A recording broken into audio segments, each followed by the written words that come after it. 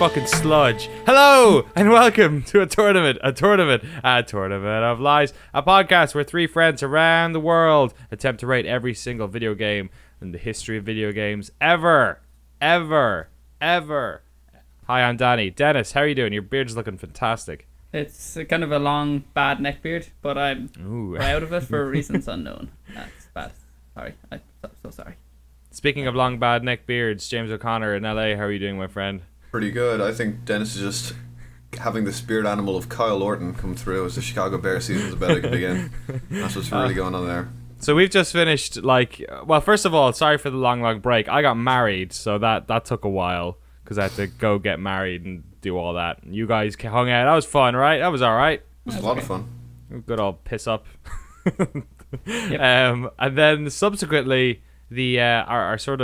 our wider group of friends have had the NFL draft going on over the past couple of weeks, which we opted, Dennis, this time to go for a sort of instead of doing it all in one night, we did it all over Voxer, over an app, like sort of spread out. Are you happy with your draft picks this year?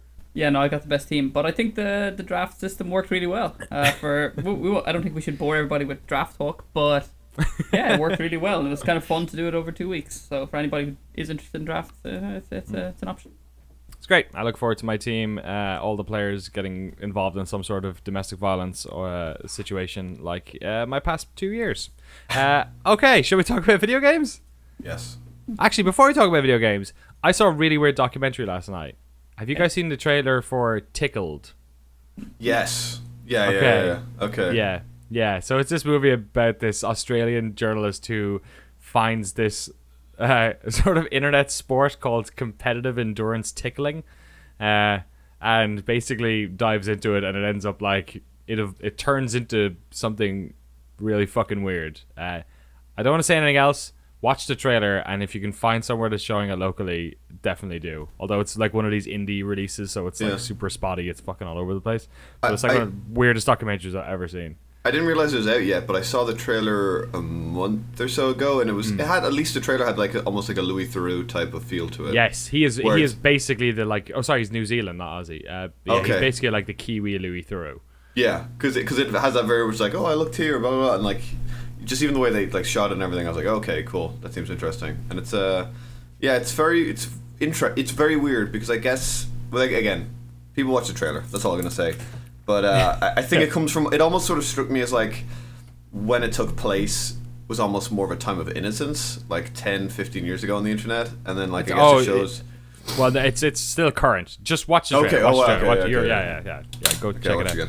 Okay. I want to thank, by the way, you guys didn't hear it just now, but thanks so much to Andrew Elmore for our hot intro music, and I'm assuming outro music. I'll probably stick it in there as well. Completely unprovoked. He just went and like mastered some hot beats with some fat bass, so I appreciate it, Andrew. Also, completely unprovoked is the Tournament of Lies unofficial app, which is now available on the App Store. Made by our good friend, I think it's Kashayar, Nick Ravesh. Thank you so much, sir. Put a lot of work into that. You can listen to the podcast via that. It also has the list on there week by week. It's so good. It's Pokemon Go, watch it. Much appreciated. It's better built than Pokemon Go, and it crashes less than No Man's Sky. So it's really an incredible piece of work. I'm gonna open it right out. If you can work in a Pokemon radar to that app, we're so he can just retire. He can just retire, and we'll hang it at his mansion, and it'll be fantastic. The last app you'll ever need. Yeah. There's all the episodes right there. Suggestions. You can even suggest via the app. Such is the ridiculousness of this app. I love it. Thank you so much. So there's this Pokemon spawn outside my house, and it spawns at almost exactly 1/4 the hour every hour for 15 minutes. So let's take a hot take on what it's going to be. It's going to be a water spawn, so Psyduck. Go ahead, guess. I got a Psyduck last time. Is that the Psyduck? Oh no, is that the Psyduck spawn? Is that one? It's possible. It's an option. It's a bit of everything. It's in the rotation. Okay, I'll go Psyduck. I'll go Poliwag. Saying so, just on the sidewall. It's gonna load. Okay. Any moment now. Everybody watch. There we go. Yeah. That looks like a Psyduck. I walked out of shot. I was just about to say, on the other side of my street, there is a probably more, I guess, desert wildlife spawn, and it ended up being a Nidorano. You can't really quite see it there. I can't see male, it. which is perfect because I'm so close to that king and that queen. Is your house on fire yet? It is not. It's close enough. I know a bunch of people who are working on a reality show. By the grace of God, they finished shooting about a week before that fire went through a ranch and has burnt everything to the ground. Oh my god! Except for like the steel structures, like everything, just like it just went through. So, but I think they still want to go back there and shoot the next season of the show. Gotta shoot pickups. Yeah. Oh my god. We got some great emails in over the past couple of weeks, by the way. Most of the people say, where the fuck are you? Lies at a tournamentoflies.com. I want to go to this. This is my favorite email we got so far. This is from Oyvind Jensen. I think that's how you pronounce that name. Oyvind Jensen. Hello. This is my official request for you to reconsider Rocket League at number 1. Deus Ex is a classic that has everything, and Rocket League is a silly car/football game. So I vote to parole board Rocket League. That's his take. What do you guys think? I don't know. Should we firstly I want to know, should he parole board Rocket League or should he parole board Deus Ex? And now retroactively get Deus Ex back to number 1. But yeah, it's kind of like it's not a outrageous argument that Deus Ex should be up there. But I think you lose the room, Ivan, when you start saying Rocket League is like a silly little car game. It's a good game. It's got a gigantic following for a reason. Now, look, McDonald's has a gigantic following. Budweiser has a gigantic following. There's loads of terrible brands that have gigantic following. So just having a gigantic following doesn't make it amazing. But Rocket League is amazing. So disregard the rest of what I said. I want to point out as well. This maybe speaks to Ivan's sort of general love of Deus Ex. Is that email was dated July 21st. And he's got one of these names that has it's like an O with a line through it. So I was like, I've seen that before. So I went back in our emails, and there's one from June 17th, about a month earlier, from our friend Oyvind Jensen, saying, "Hi, Oyvind from Norway here. Just wanted to say that you were right in saying Deus Ex is the greatest game ever." Okay. Okay. Yeah. He at least he sticks to his guns. He's a fan, and he keeps it there. I've been playing less Rocket League recently, Dennis. I believe they've added, and Danny, you probably too. They have added a lot of stuff to it, like fighting. I know the basketball, I think, was the last time I played it. They've added a few other modes to it too, right? Like almost like a Mad Max mode, and a few other things where it's that's a map. That's a map that's in rotation. Yeah. Okay. They added a bunch of Wasteland. they added a bunch of weird maps that then one of them turned into the Neo Tokyo map. Okay.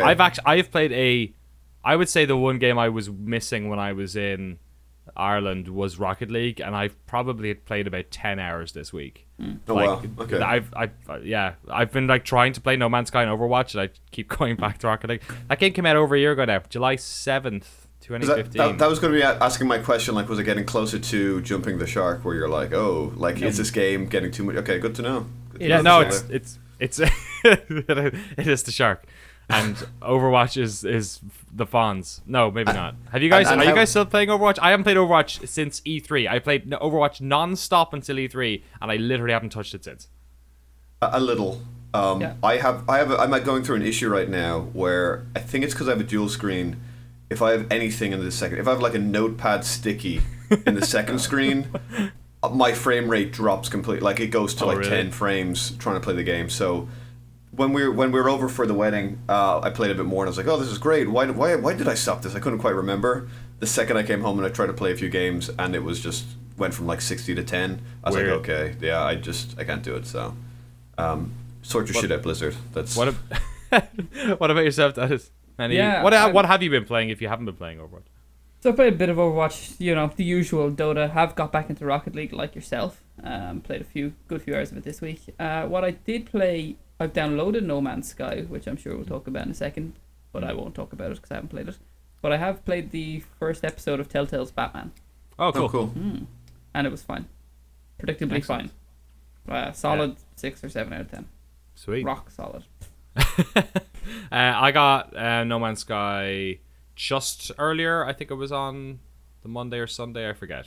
So I played a good bit this week, and I got it on PC. I bought it on PC months ago or whatever. So I had that code as well, but I've only barely played it on PC. It's got some frame rate problems. which they're working through at the moment. It's buggy as fuck on PS4. Last night it crashed 5 times for me, which was like the worst I've seen. But I keep going back to it. It's a weird game. It's like it's very stripped back in terms of like it's not Eve and it's not Elite Dangerous. The combat's really basic. The trading is basic. But there's something about it, like just being in that universe and like fucking about, I find really enjoyable. Like I like going to new planets. The story is super hands off. Like it's almost like, what was that game? Phobius? Is that the one? The Fotis, the one that was on the island, the weird sort of cell shady island game, not The Witness, the other one. It's almost like that, like stretched out over like a galaxy, where I'm just happy to be in there, kind of just messing about, and I'm enjoying upgrading my ship, and I enjoyed saving up enough money to get a new ship, and there's like just enough in there to keep me in that world. You know, when you play a game just because you like the like mood of it. Yeah. Like I feel like Sunset Overdrive was another one of that, where it was like, I just like being in here. This is like a fun time. And like, you know, some Assassin's Creeds work that way and then other ones don't. That's what, like, I just like the mood of No Man's Sky. I like solitary nonsense and all that stuff. So, but I can definitely see somebody would buy this game and go, what the fuck is this busted indie bullshit? Especially for $60. So yeah, it's weird. I'm not surprised at all that like both streamers and critics and gamers are all super divided on this, because it is like a very particular type of game. I think what sort of always, again, I haven't played it yet, I probably will get to it during the week, but what always told me, as a sort of sci-fi sort of geeky person, like it always sort of bothered me in games when you're like, oh, we're gonna go to this planet, and then it's like loading screen and like, oh, we landed. Like that sort of, I don't know how they end up coming, but at least in the demos and the initial tech thing, the fact that you would like, you know, you would literally blast off, break through an atmosphere, be in space, and they would like at least make it feel seamless, was to me, they always like, oh, okay, finally they're adding this to the game, this is fantastic. And then it's like a space exploration, you know, discover the planet, discover new things, you know, see the galaxy.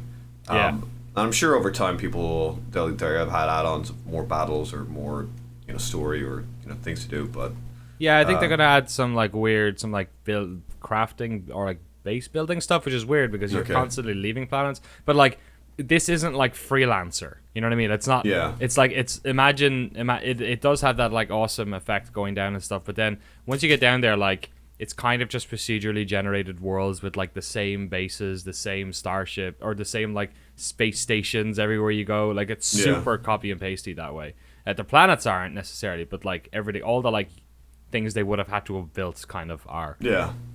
Which is a bit of a shame, but it's I don't know, it's weird. It's a very weird game.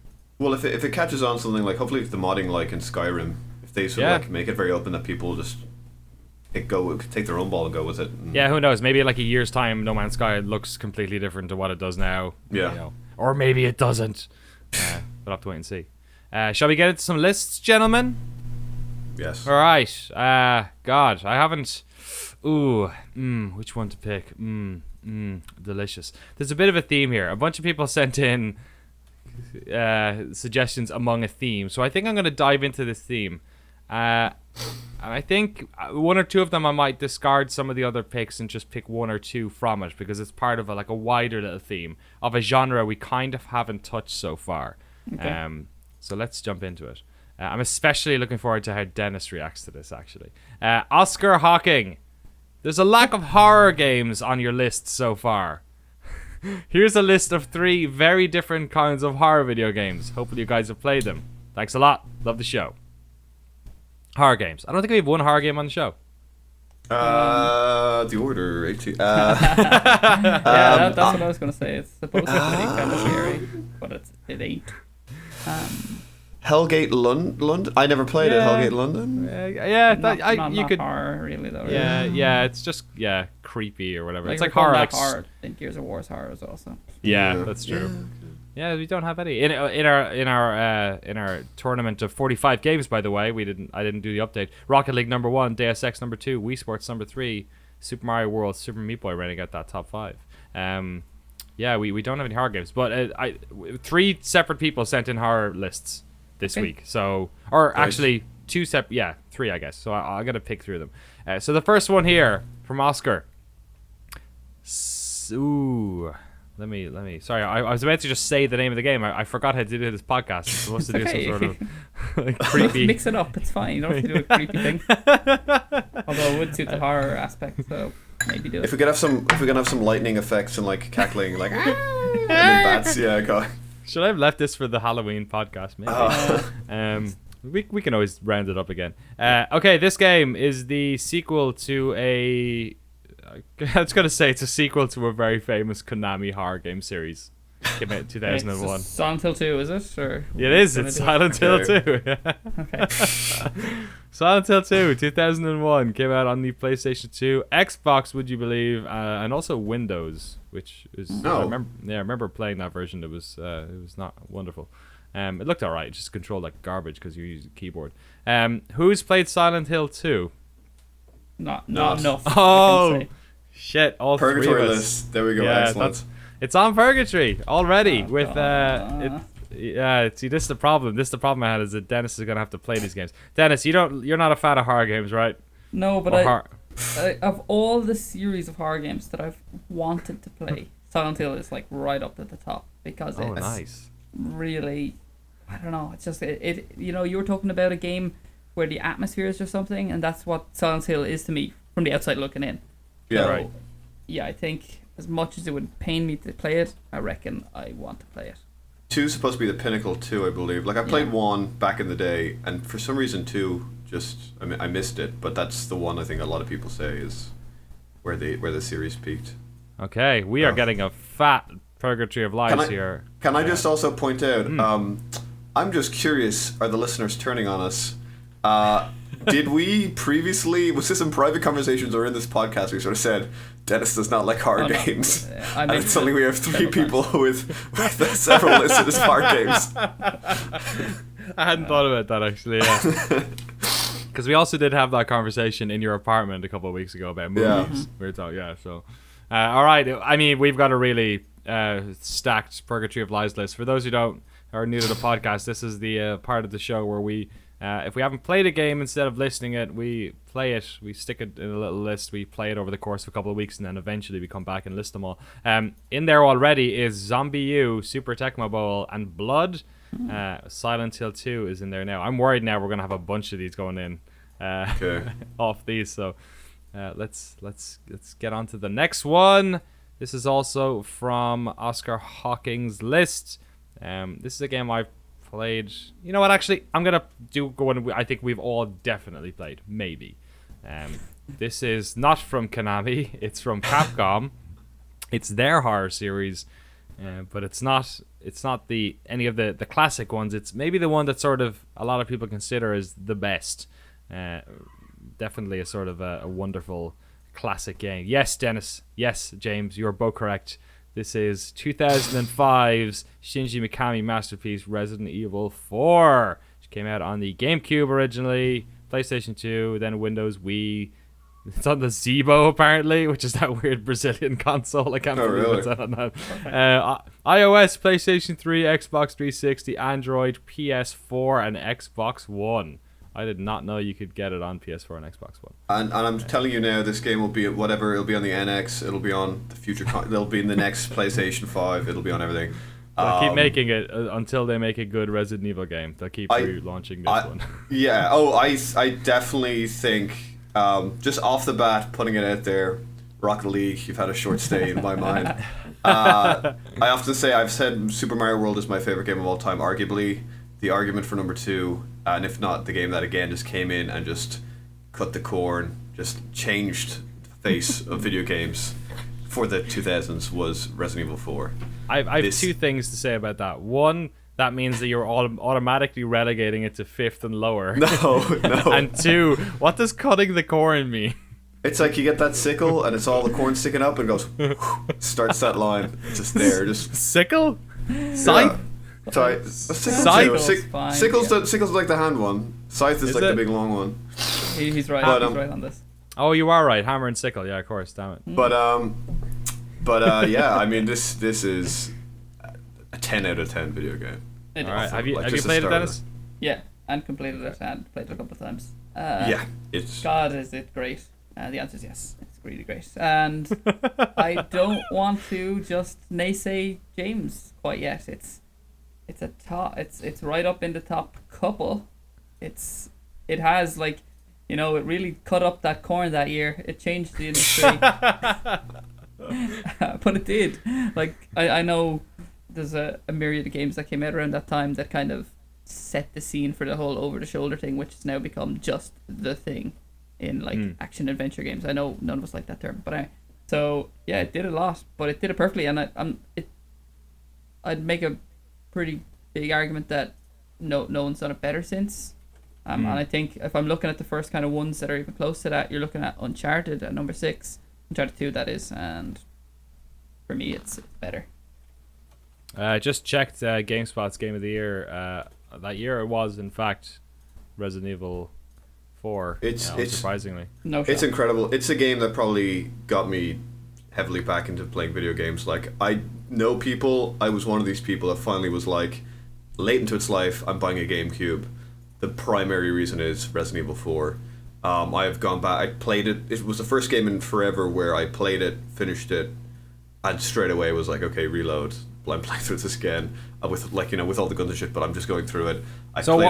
What was the reason Resident Evil 4 is such a great game? I mean, like how it played, how it looked, how it handled, control wise, the camera, everything like that is great too.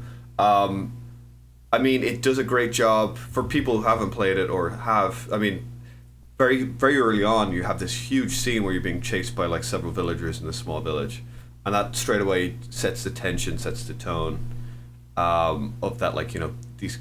The bad guys. Well, it was different, I guess, to what Resident Evil was previously, which was like a game that was, you were up against these very slow.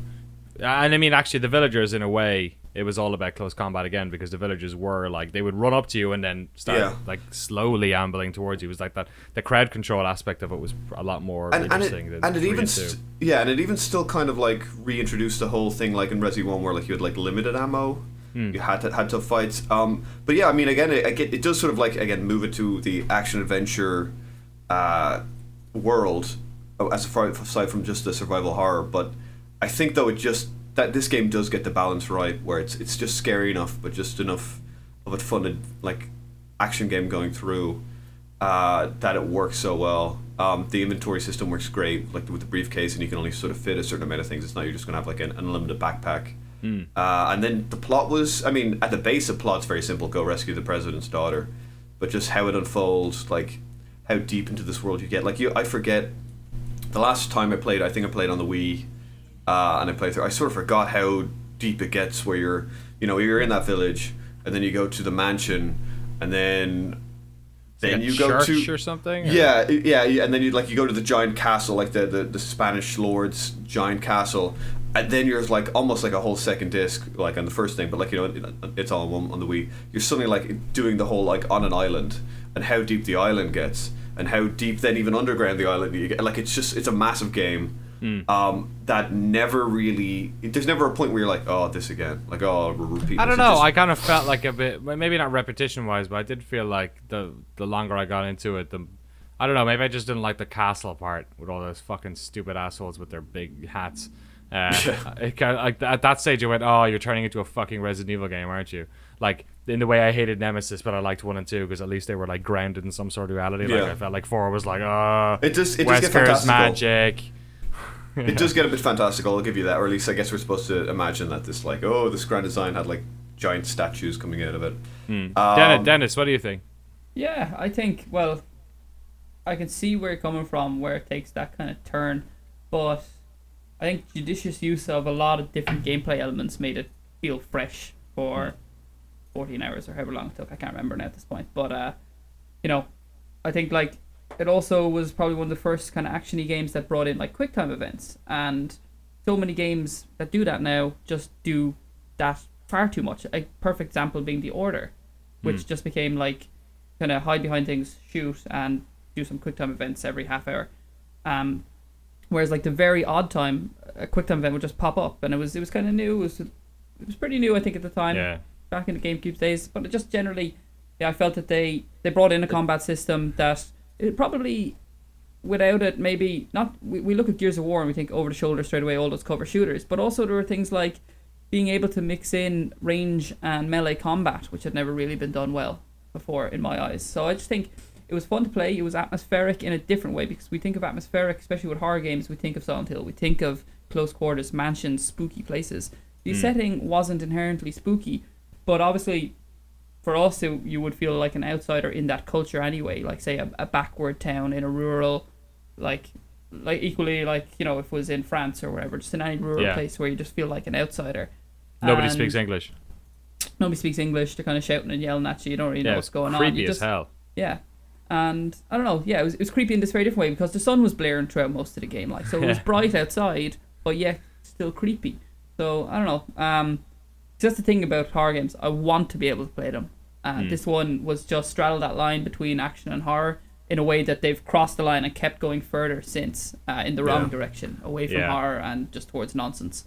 I don't know. I like definitely nostalgia's playing a part in it, because you know these things have been done well in games since, and you know I straight away my opinion would be to put it above Uncharted, but like, you know, if I was completely to take away nostalgia and bias from it, maybe I wouldn't, but I can't take those away, and it's a better game, so that's why I'd have it above it.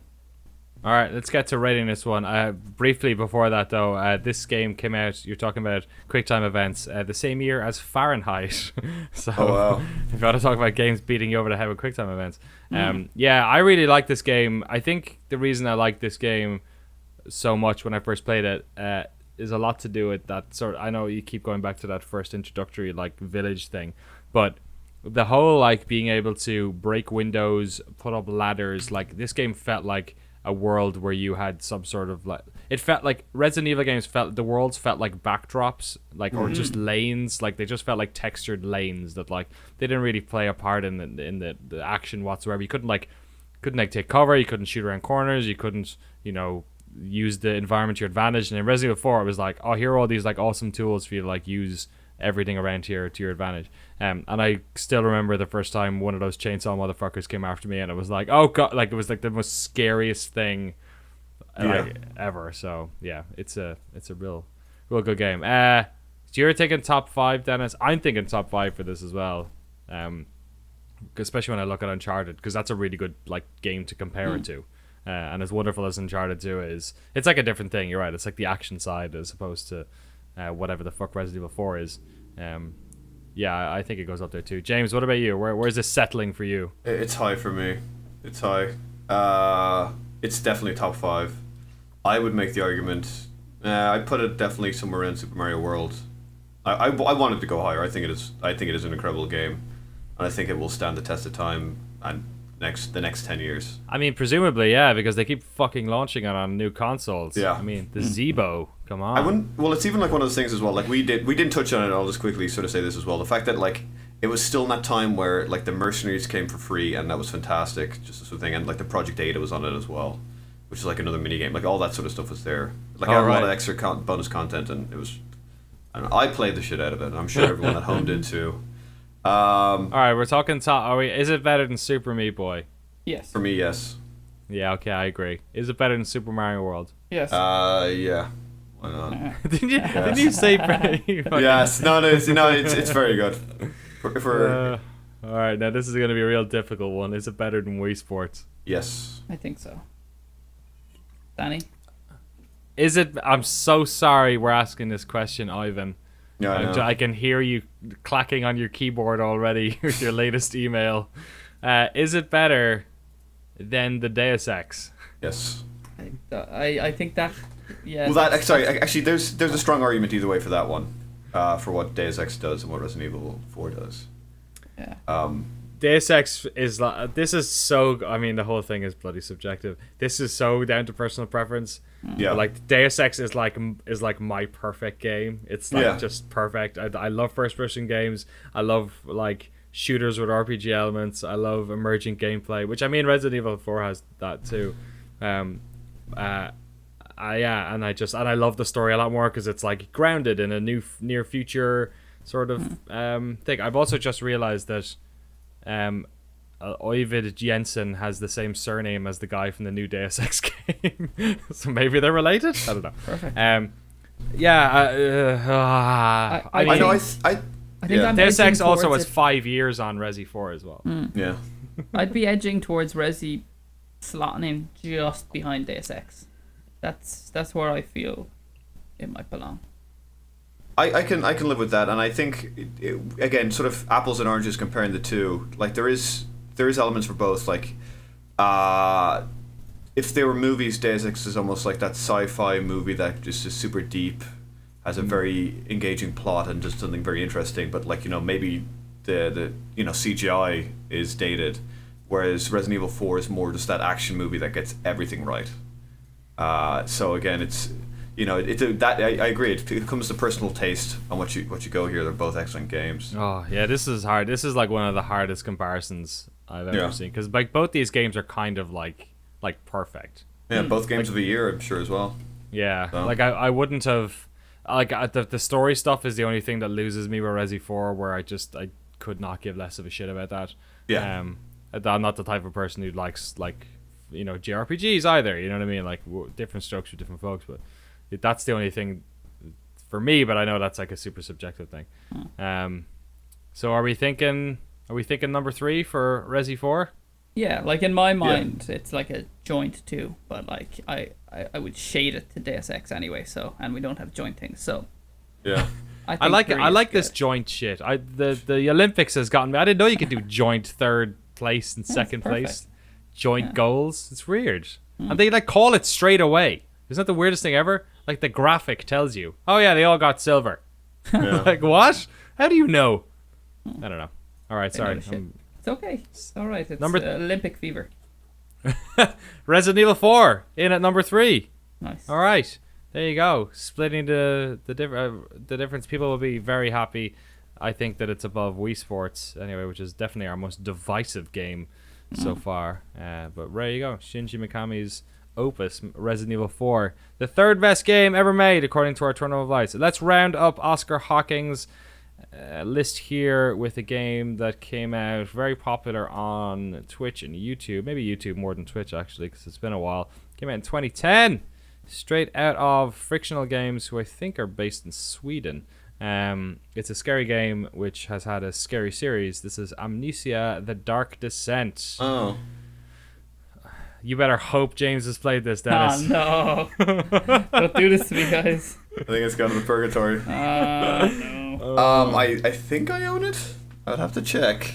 It's probably in my. I'm sure I got it in like a Humble Bundle or something a while ago. And it's just what I've done too. I own a couple of the Amnesia games, but I was hoping to never download them. This is one of those games that has popped up in like several thousand Humble Bundles. Yeah. Have you played it all, Danny? Yes, I've played a good amount of it. I like the Amnesia series. So we only need one other person to have played it, really. We could have. We've done one before for Dennis's sake. If you wanted to, let me see. Amnesia: The Dark Descent. I'm sure I got it. I only have a machine for pigs. Okay, that's the sequel, which I would argue is maybe more scary. I have Amnesia: The Dark Descent. There we go. All right. We can purgatory and knock it out next week. Unless you feel like you've got the knowledge to throw it at us. You'd only love it if I did. You know, Dennis. Vested interest here. Yeah, Dennis will do you a favor. Yeah, play it. It's dark. Can't remember things. 14. There we go. Let me just read out this from their website. This is from Adventure Gamers, who gave it a 4.5 out of 5. The gameplay, graphics, and sound all coalesce into perfectly placed, unforgettably terrifying experience. All right, James, at least you play it over the next I will. week or so. Dennis, if you want to give it a go, I will warn you. Like I get scared at games. Amnesia is a fucking scary game. What one's a Dark Descent? Is it? Yeah. Amnesia. I wouldn't say it's that expensive on Steam right now. It should be like $5. The expense isn't the problem. It's the personal expense. Yeah. Oh, it's $20 actually, which is a little bit higher than I was thinking. I'm sure actually. it can be found in the interwebs. That's true. Okay, there you go. Amnesia: The Dark Descent. If somebody has a CD key that they just have like duplicates of, send it to Dennis. Don't be asking people for CD keys. That's He's not talking about humble bundles and stuff. Yeah. Yeah. All right. That game, Amnesia the Dark Descent, was also in the next list that Rafael Almeida sent in. He said, "Hi Danny, Dennis, and James. This is my first submission. I thought about it since the first episode, but only sent it in today. Sorry. Hope you guys like it." No need to apologize, Rafael. So he also put in Amnesia the Dark Descent. Okay, good. I think he referred to this as maybe the PewDiePie list because it's pretty down that road. The next game he put in became a YouTube hit because it is based on a very popular modern creepypasta. This is 2009's. What do you think, James? Slender Man? Yep. Yes. I was about to ask people to send that in for Dennis. Have you played it? Which Slender Man game is it? Is the question, because there's so many. The Arrival? Made. That's a good point, actually. I would say The Arrival. That's the one that like actually was playable, right? I think so. Yeah. And that's also the one I own, so that makes it even better. 2013's Slender The Arrival. Let's put that one in. I think he just put in Slender Man, but I'm guessing that's what he meant. Well, there was an original one, which was the like you were just in a woods, and like I think it was almost. That's also Slender the Arrival. Oh no. Sorry, you're right. I'm getting like, confused. Yeah, but it was like borderline sandbox where I think it like generated pieces of paper. Like it was on the iPad, I think, and the iPhone, where it's like it just generated like pieces of paper, and you had to go collect them, and like by the time you're like at paper number 3 of 5, he's like getting really close to you. It was almost like a weird horror version of Ski Free. Like at some point he's going to kill you. I was actually envisaging that when I was thinking about this, and I think that game was just called. I can't find it. It's Slender the 8-page. No, that's not it. I don't even think it came out on Steam. No, I think you're. Yeah, what was it again? The 8 Slender the 8 Pages is a freeware indie developed first-person survival horror game. Yeah, it came out in 2012. Yeah, this is the one that I played more of. Where you're basically just like with a flashlight walking around. The more pages you get, the more closer the motherfucker gets. Yeah. Yeah. Have you played any of these, Dennis? God, no. I've watched people playing it on YouTube though. All right. James, have you played? I played a little of Slender the Arrival. I want to play more of it, but that one scared the shit out of me a little bit. I was like, yeah, okay, I'm good done with this for a minute. Have you not played Slender the 8 Pages? Yeah, I probably have back in the day, but once or so. It might be worth just quickly having a refresher on it and getting through it. But I wonder if it's one of those games that there's a lot to talk about. Like I don't think I think it was just one of those games where you tried to collect the 8 pages before he got you. Yeah, but it's still like, you know. Yeah. It's like it's, you know, Tetris is basic too. We could talk about that for a while.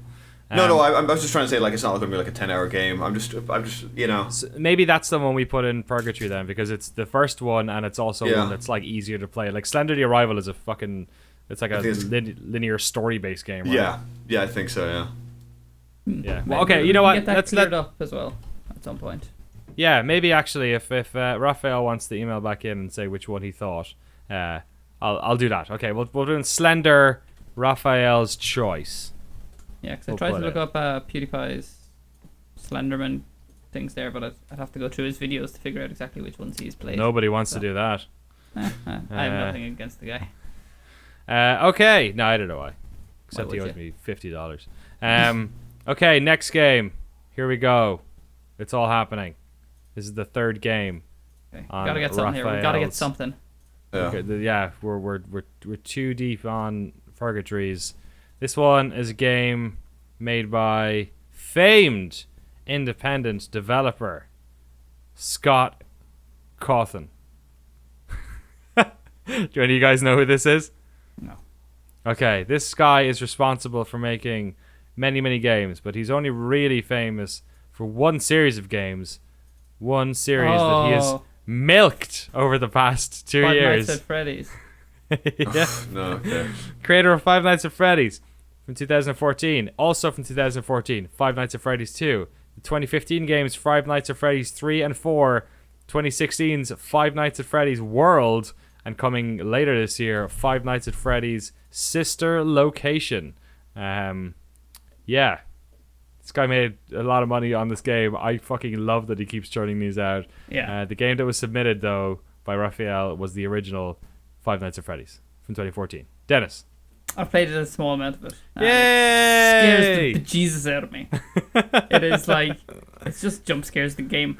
and it's done. It's done really well though, and it's a brilliant idea. And he just kept it really simple, and yeah, I have a lot of time for it. I definitely have a lot of time for the idea of what it is. Like, it's not one that I can play a lot because it's just pure. Oh, I'm frightened. Oh, I'm frightened again. Oh, this guy's frightened me. He's frightened me. I'm frightened. Stop frightening me. Okay, all right. Calm down. We're all frightened. So this goes like that for like however long I play it for, which generally isn't long. But yeah, and obviously it's spawned. This guy's very rich now. You go up to your local GameStop and there's like teddy bears and shit. It's yeah, it's weird. James, you played it all? I have not. No. All right. I know of the series, but it has escaped me. Yeah, it is one of those games. I think that it's sort of on the periphery, and you can very easily just not play it, but sort of come across it a lot. I've played it not too much. I've played probably the same as you, Dennis. Like you kind of get the meat and potatoes of this game in about 5 minutes, right? Like it's not the most complex thing in the world. You're basically just like looking at screens so that shit doesn't move, and then trying to like find a combination to complete the level. All right, let's get this in here. This is a difficult one because I'm not sure if this is it's not a great game. No. It's just a really simple idea done well. Yeah. And it has a kind of, it's like Tucker and Dale or something, where it's like comedy horror that is somewhat scary when it wants to be. Yeah. And just funny setting when it doesn't want to be too scary. I don't know. I think the maybe the references, you're right, the setting is hilarious. I didn't really get what it was because I didn't grow up in America, but it's kind of like, is it like a Chuck E. Cheese? Is that what, James? Is that kind of what the idea of it is? Yeah, I believe so, because that's from what I've seen. It's like that sort of like weird abandoned like animatronics. Yeah, mid-60s Disney type of like, this is the world you want to be in. Yeah, which that stuff is like just hilarious, inherently. It's like a clown, right? It's like something that's been made to entertain, but through the process of decline has just turned into something horrible. Yeah. Yeah, so I think this game could have been made. You could have made this game in any sort of like location or style, but the style they chose like really works. And also, it's kind of like a janky made game, and because the like scenario the game is in is also like just jank. Like, it's like busted up electronics and busted up cameras. It all just kind of works really well. Like almost like a happy accident. But yeah, it must be good because they made fucking 7 million sequels in the past 2 years. But it's very, very basic. I don't think there's much else to say about this, really, is there? No, like I said, I've played a little bits of it, so I haven't. I can sit down to this game for, I'd say, approximately 4 minutes at a time. And okay. That's about my level of playing of it. But they do what they set out to do pretty well. I don't know. I wouldn't go crazy high. It wouldn't go. I'm not sure it would break the top 30. Is that seeming overly harsh? You know more, so I think you're going to maybe take the reins on shoehorning this in somewhere. But it's you hit the nail on the head for me. I just highlighted on the list here number between 30 and 35. Which is really funny to me because Gone Home is in the middle of that, so we're gonna have to compare. And they're not that different in a way. It's like a first-person game set in a weird, like a small indie first-person game set in a weird one location, and then everything else is different. And Dennis found them both scary. Yeah. Well, I think. So I'd be erring towards the bottom of what you had in your. I'd be erring towards 35, but I don't think 35 is terrible, and there's good games underneath it still. That's kind of where I'd be looking. I think, like Super Hexagon again, is probably a little bit low on this list anyway. But I think Super Hexagon is immensely fun to play. So. And so is Soldier of Fortune. GTA London's where we kind of it starts to wane a little bit, and then I feel like if we had, you always talked about how at a certain point in this list, Dennis, we're going to have the game where it all turns to shit, and I feel like GTA London is kind of that one, because underneath it then we've got like, I don't know, Wii Fit, Excite Bike, Papa Yo. God, that's honestly so low. The place where this turns to shit to me, in my opinion, of games like I just don't ever want to play again. It's like 40. Duck Hunt. That's 45. It's like I just do not ever want to have to play Duck Hunt ever again. Minesweeper is being overly harsh. Like, it wouldn't put in or out on me. I wouldn't even know I'm playing it. It's that boring. And then the Horde is just a dreadful mess. So, like, at the moment, those are the only ones for me that are just like, The Witcher. Right. I don't know. Andrew Elmore, actually, the creator of our fantastic music, did mention as a PS that he booted up Unreal Championship 2 to Leandri Conflict, and it's not that bad. So Okay. yeah, Interesting. I gotta get to that eventually. Okay, yeah. So is this okay? Here we go. Is Five Nights at Freddy's better than Wii Fit? There's a sentence you never thought you'd hear. They're pretty comparable. No, I don't know. It's in that ballpark. I don't know. This is the stupidest podcast Yeah, I ever. think it might be. Yeah, I think it's probably better than Wii Fit. Yeah, I guess it is. Is it better than Soldier of Fortune? Yes. Yeah, I don't think so. You don't think so? Okay. I like Soldier of Fortune. Yeah, so It's a do I. game you can blow people's fucking heads off with a Desert Eagle from like 50 yards. Their heads explode. You can blow their legs off. It's hilarious. Yep. Well, like, I was literally not going to go any higher than Super Hexagon, so that's fine by me. For it to slot in at 36. That's. I'm happy with that. All right, Five Nights at Freddy's is our 36th best video game of all time here on A Tournament of Lies. Thankfully, we had one of Raphael's games there. Okay, I think we got time for one more list here. For sure. Let's. I know James has got some stuff to attend to today. Oh, that's the one. Okay. This is one I wanted to pick out. Alex Payne, which is a great name, spells it like Max as well. Perfect. Alex sent in a great list, but I'm not sure about the first two because they're so good. But the third one I definitely want to get in here since we're talking about horror games.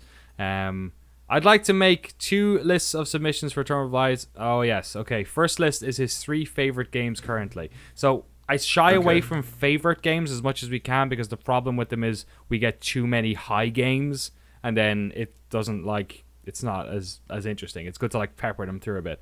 So, okay, I'm definitely going to skip his top one. Sorry, Alex. I will maybe do the second one. The third one, though, has to go in here, mostly because it's a really, really good game that was kind of surprising. This is a 2015 horror game. Which came out of the UK predominantly. It was developed for fucking years. Everyone thought it was going to be a mess. Has a bunch of celebrities in it. And then it came out, and lo and behold, critics and players alike absolutely loved it. This is Supermassive Games 2015 interactive drama Until Dawn. Ooh, I have this on PlayStation, and I'm planning to play it. Oh, yes. It's so good. James, have you played it? No, I've not.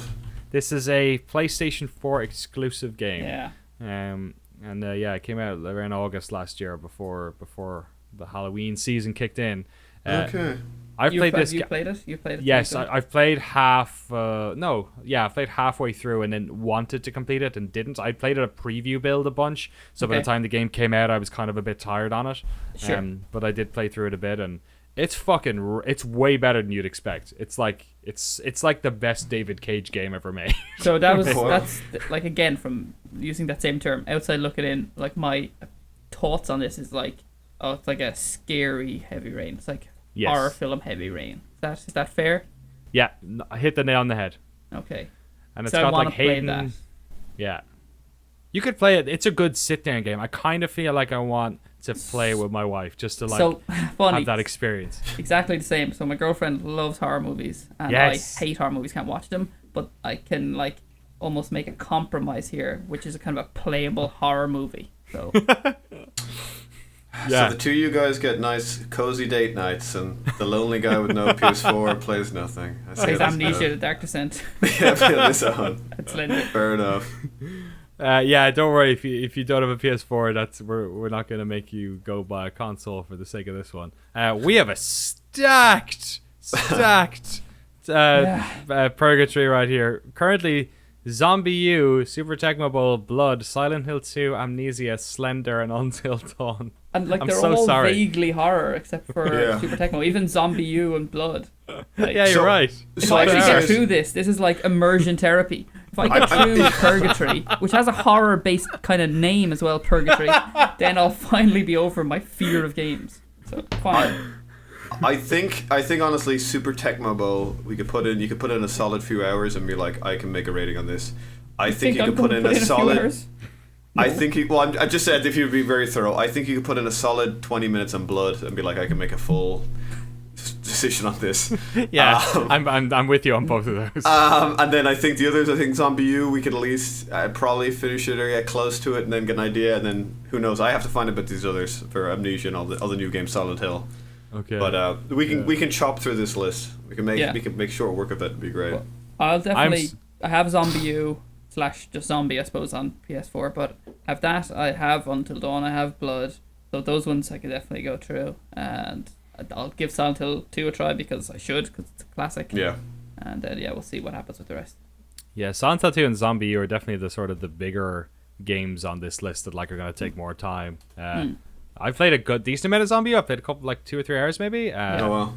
It's better than I thought. I really like the Wii U controls. It's like it's smart. Anyway, we'll get into that later. Okay, this is weird, right? Because now I'm like fucking terrified to pick anything in case we haven't all played it. Okay, well we've ranked I think only 2 games so far in this podcast, so we have to dig something out of the fire here. Okay, how are we? I'm gonna go for the number 2 game, which was sent in by our friend Alex Payne. This is okay. How are we on? How do we all feel about Ken Levine? I feel like he makes good games normally. Okay. Have we played a lot of Ken Levine's games? We're talking first-person role-playing. Maybe not pre-Bioshock. Maybe Bioshock. Maybe post-Bioshock. I don't know. Just tell me what the game is. I can't think of it right now. James, have you played? So I don't want to mention its name because then we cross the threshold once we've done that. But if you've got enough opinions, you can tell us. Oh no! So post Bioshock. Let me see. Well, maybe not post Bioshock 1. Post Bioshock 2, actually. Okay, so fuck it. I'm gonna say I don't think I played it. Okay. Here we go. Let's just get it done and dusted. 2013. The true sequel to Bioshock Infinite. Yeah, I've played it. I haven't played it. Okay, 2 of us have played it. All right. Okay, cool. Dennis, how much of Bioshock Infinite have you played? I can check exactly how much if you want. Sure, why not? To my Steam. 23 hours. Oh wow, that's pretty good. Did you complete it? You could have completed it. I actually didn't. No, and the problem with it was that I left it down for a few months, and because of the way Bioshock is, because it's got the RPG elements, it's not one you just sit back into and finish off and shoot through the last half hour of. I'd say I was pretty much at the end, and it just happened that something else caught my attention, most likely Dota. But I loved it. Well, actually, it almost suffered from that thing that Rockstar games suffer from, that kind of truncation where there's this very long middle that just got too long at a certain point. But it did what the original Bioshock did fantastic well, which was have this brilliant atmosphere again. I know we're just using atmosphere as a bit of a catch-all, but it was very atmospheric. It did highs and lows, these beautiful, happy, sunny moments, followed by kind of this oppressive kind of force around you and stuff, and just I don't know. I'd be pretty positive on Bioshock Infinite. So that's cool. I'd be very interested to see what people think about this as well after we've listed it, because this is another one of those games that is super, super divisive. When I was working in the GameSpot office when this back in 2013 was when we had Tom McShea and Carolyn Pettit and a bunch of people who weren't. There was actually just a lot of interesting opinion going around that year between The Last of Us and Grand Theft Auto 5 and Bioshock Infinite as well. And I remember Tom actually did a review for this game where he gave it 4 out of 10, and I was like, "You're insane! This is And the reason behind that was because I think a lot of people didn't either like its themes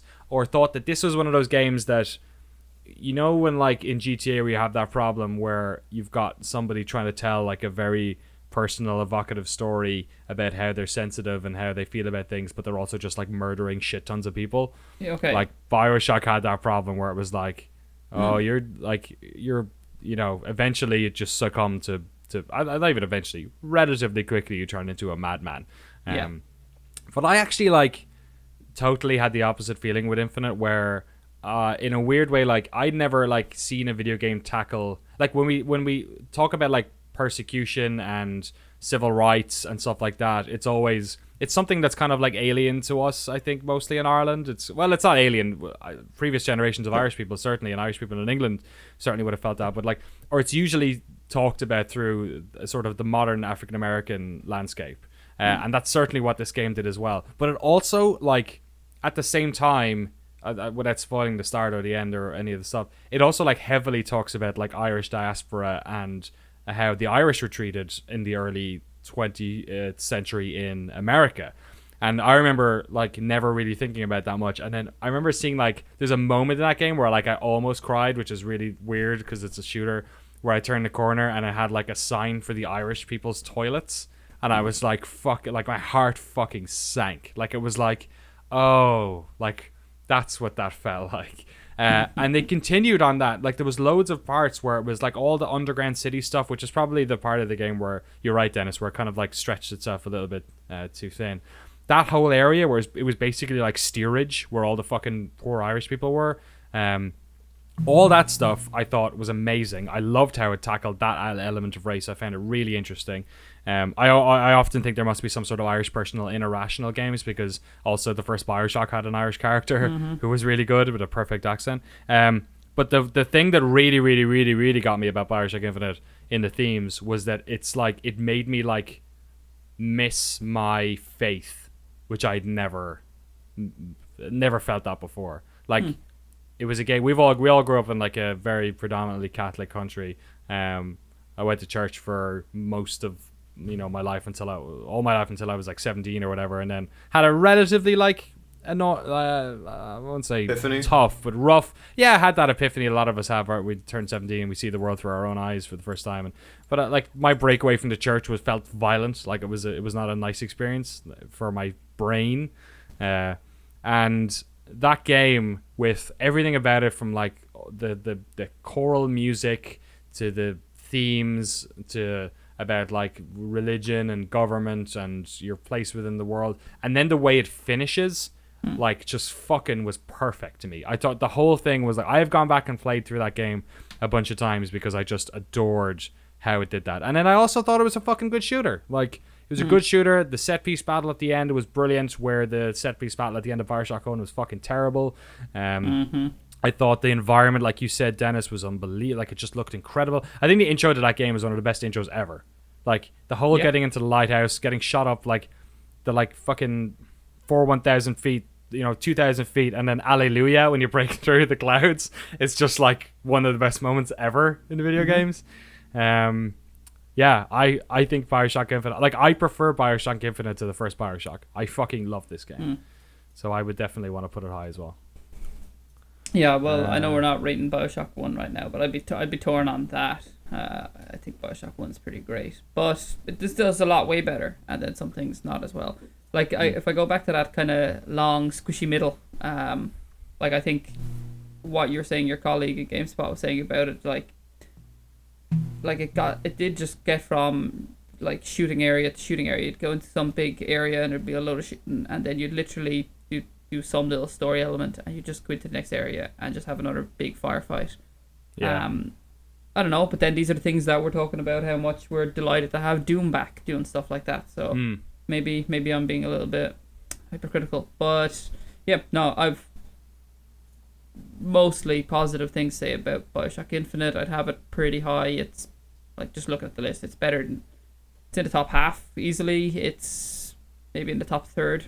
I don't know where are you eyeballing. James, you have no opinion, is that right? Yeah, unfortunately, don't ask me why, because like this whole like post-apocalyptic or like even like otherworldly throwback, or like I guess a world that like maybe the steampunkish type of thing always appeals to me, and somehow this series I missed. Even like the last Steam sale, I was like, oh, I should pick up the trilogy. Oh, and for some reason I didn't. I was like, oh no, I'll get it. Like, I've got a lot to play already. Do that for yourself sometime. Yeah, go through.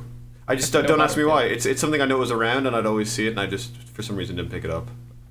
So. You can play. You maybe skip the second one. I don't know. If you can get in Minerva's Den, that's like probably maybe the best, which is the expansion pack for 2. If that's involved in that, that's fucking amazing. Or it's like a single player standalone thing for the second one. Okay.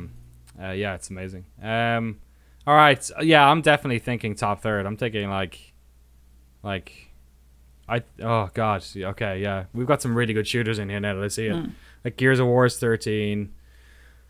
Gears of War 14 now. Does that not include Resi going you in do. number 3? Sorry, you do. Yeah, you're right. 14. I was looking at the oldest. My bad. I am also very aware of the fact that this game, I am on the more positive side of this, so I'm willing to so I would personally put this in like a top 5, no problem.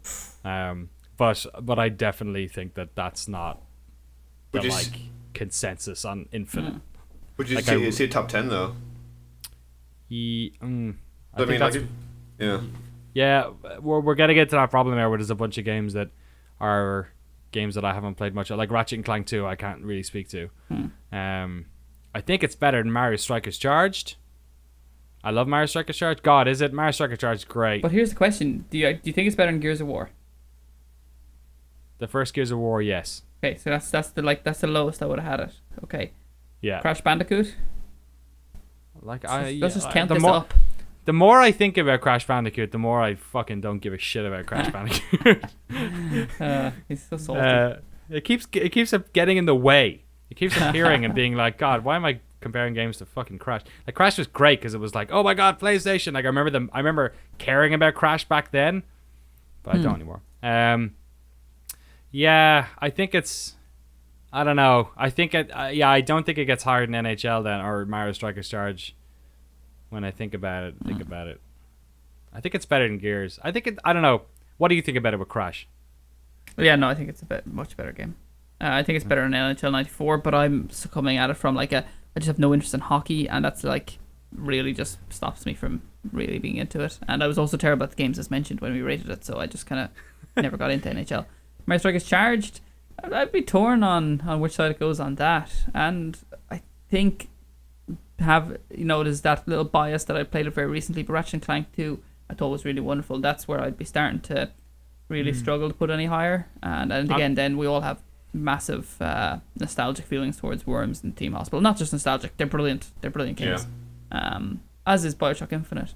I think just sneaking in behind Mario Strikers or just above. I'm trying to think about the game holistically. I'm trying to think about it in terms of the parts that aren't the first quarter and the last part, and I'm remembering all the missions you do, where you go into the museum and you go down into the pits and all that, and I am starting to remember all the parts of it that were a little bit the way I played it actually was I was flying to America for E3, and I was living in San Francisco for a month before I moved here, and the game came out 2 days before I had to get on the flight, so I had to complete it in 2 nights. Wow. So I fucking burned through it. So in a way, I think that, and remember there was that ghost, you had to fight the ghost of that lady, a lot of that stuff which wasn't very good, I just kind of burned through.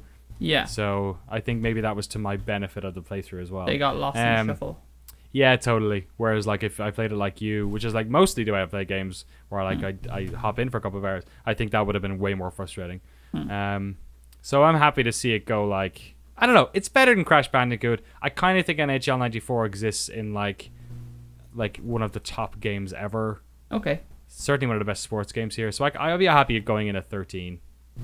Okay, well that works for me. I could see it either side there, 12 or 13. But as the guy who's played more NHL, I'm going to leave that up to you. Yeah. All right. I'll stick it in at number 13.